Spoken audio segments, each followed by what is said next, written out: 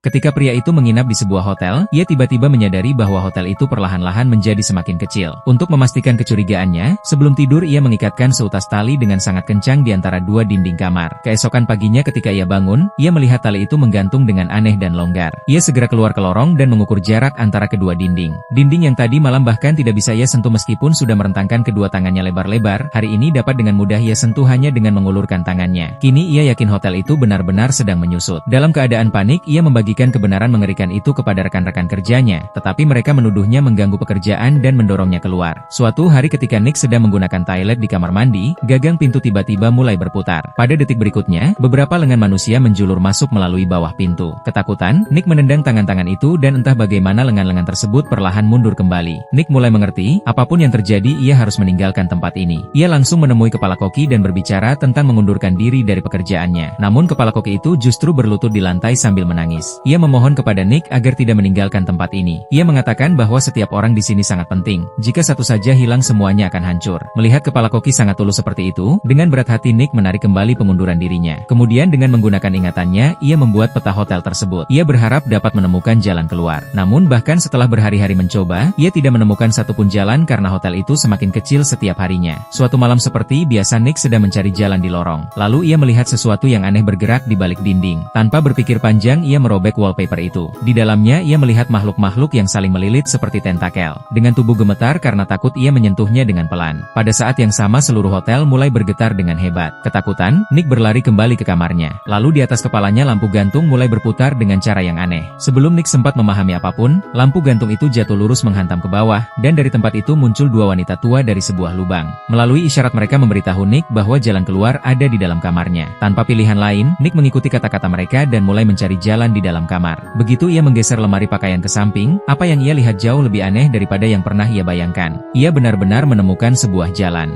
Tetapi jalan itu tampak seperti tubuh panjang dari makhluk hidup. Untuk keluar, Nick menahan rasa takutnya dan merangkak masuk ke dalam lorong tersebut. Di ujung jalan ia melihat sebuah bola raksasa yang dipenuhi cahaya. Di dalamnya terlihat seekor gurita kecil yang sedang bergerak. Hal anehnya, Nick tidak merasa takut. Sebaliknya, dengan penuh hormat ia perlahan mengulurkan tangannya ke depan. Saat ia menyentuh gurita itu, ia merasakan penderitaannya. Ia pun mengerti gurita ini telah terperangkap dalam kutukan ini selama bertahun-tahun. Untuk membebaskannya, Nick menggunakan seluruh kekuatannya untuk mendorong bola bercahaya itu keluar dari lorong. Dan pada saat ia keluar, ia mendapati dirinya langsung berada di laut dalam.